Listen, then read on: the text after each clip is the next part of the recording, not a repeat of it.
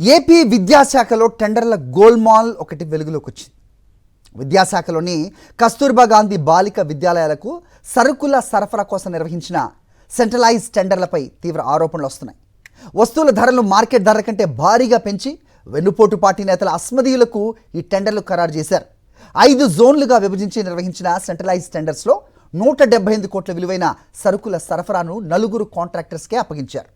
కాంట్రాక్టర్లు కోరిన ధరలకే అధికారులు టెండర్స్ను ఖరారు చేయడంపై తీవ్ర విమర్శలు వ్యక్తం అవుతున్నాయి. మార్కెట్లో ఉన్న ప్రస్తుతం ఉన్న ధర కంటే 50 నుంచి 70% రేట్లు పెంచుకున్నారు.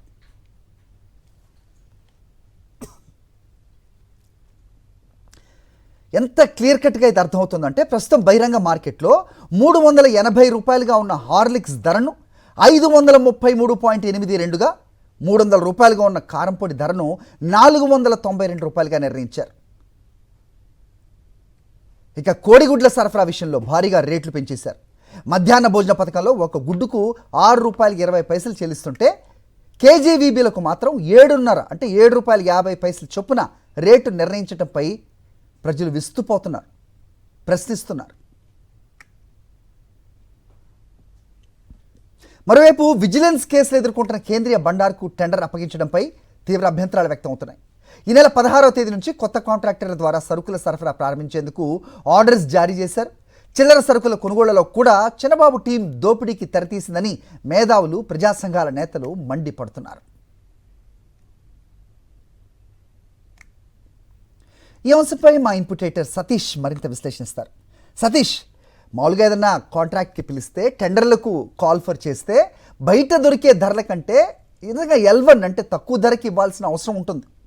కానీ ఇది ఏంటిది అంటే నవ్విపోదురుగాక నాకేంటనా, లేకపోతే అడిగేవాళ్ళు లేరనా, అడిగినా అరెస్ట్ తప్పమనా, ఎలా చూడాలి దీన్ని? హార్లిక్స్ అంటే ఏమన్నా 300 రూపాయలు ఉన్నది 500 రూపాయలు చిల్లరంటే ఏమన్నా ఎక్స్ట్రా దాంట్లో ఏమన్నా కలుపుతున్నారా న్యూట్రిషన్ ఫ్యాక్టర్స్?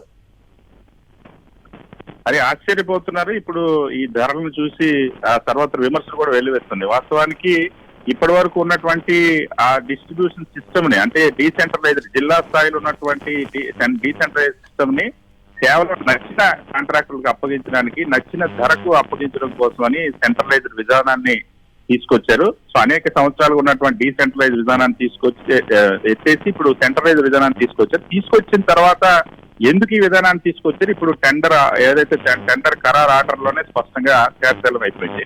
సుమారుగా 177 కోట్ల రూపాయలు విలువైనటువంటి ఈ టెండర్ ని 5 జోన్లుగా డివైడ్ చేసిన తర్వాత ఈ 5 జోన్లలో కేవలం 4 కాంట్రాక్టర్లకి, వాళ్ళకి నచ్చిన వాళ్ళకి తగ్గట్టుగా నిబంధనలు పెట్టి ముందే వాళ్ళు వచ్చేలాగా, వాళ్ళు మాత్రమే ఎలిజిబిలిటీ వచ్చేలాగా చేసి, ఆ తర్వాత ఇప్పుడు పెద్ద ఎత్తున ధరలు వాళ్ళకి నచ్చిన విధంగా పెంచేసినటువంటి పరిస్థితి. వాస్తవానికి ఇప్పుడు చాలా స్పష్టంగా కేజీబీవీ పాఠశాలలు ఏవైతే ఉన్నాయో అందులో ధరలు భారీగా పెంచేసి కేవలం తెలుగుదేశం పార్టీకి సంబంధించినటువంటి నాయకుల అనుచరులు వాళ్ళ ఆమోదం, వాళ్ళ సిఫార్సుల ఆధారంగా ఈ టెండర్లు అప్పగించారనే విషయం అయితే, దానికోసమే ఇంత పెద్ద ఎత్తున టెండర్లలో రేటు పెంచేసిన కేంద్రీయ బండార్ అనేటువంటి సంస్థకి గతంలో 2024 జనవరి 1న విజిలెన్స్ కమిషన్ చాలా స్పష్టంగా వీళ్ళు అక్రమాలకు పాల్పడ్డారు, వీళ్ళకి రాష్ట్రంలో చాలా ప్రాంతాల్లో అసలు గోడౌన్సే లేవు, స్టాక్ పాయింట్స్ లేవన్న అంశాన్ని స్వయంగా వాళ్ళు అంగీకరించినట్టుగా నివేదిక కూడా ఉంది.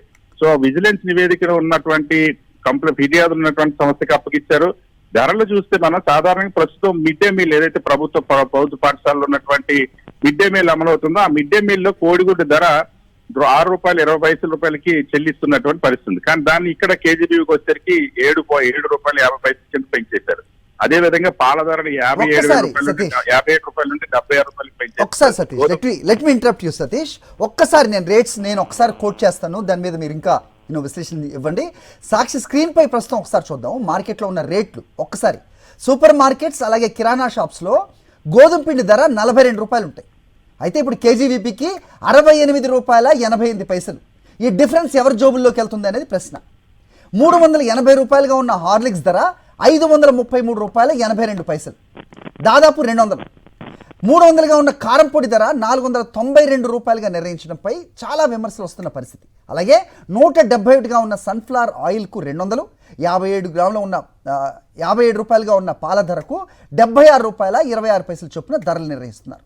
కోడిగుడ్ల విషయం అయితే మీరు చెప్పినట్టు సతీష్ ₹6.20, 7.50. ఈ డిఫరెన్స్ ఆఫ్ అమౌంట్ ఎవరి జోబుల్లోకి వెళ్తుంది?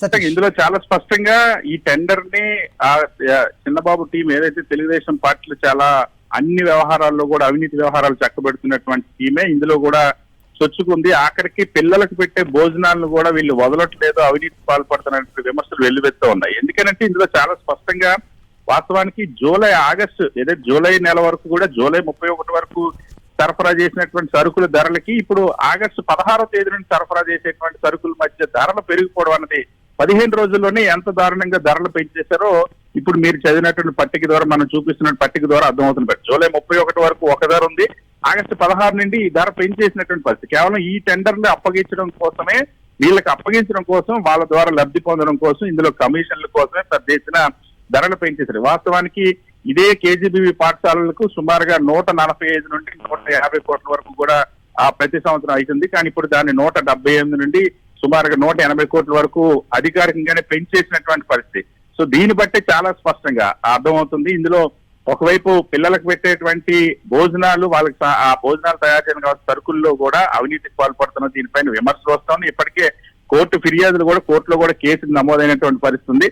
అయినప్పటికీ కూడా ఇందులో పెద్ద ఎత్తున ఇందులో పూర్తిగా సెంట్రలైజ్ చేసిందే కేవలం అవినీతి కోసం అన్నటువంటి తరహాలో తీవ్రమైన విమర్శలు కూడా వెల్లువెత్తున్నాయి. ఇప్పటికి దీనికి సంబంధించి ప్రతిపక్షాలు కూడా మండిపడుతున్నటువంటి పరిస్థితి. Okay Satish, thanks for the inputs. మరిన్ని అప్డేట్స్ కోసం ఛానల్ ను సబ్స్క్రైబ్ చేయండి. నోటిఫికేషన్స్ కోసం బెల్ ఐకాన్ పై క్లిక్ చేయండి.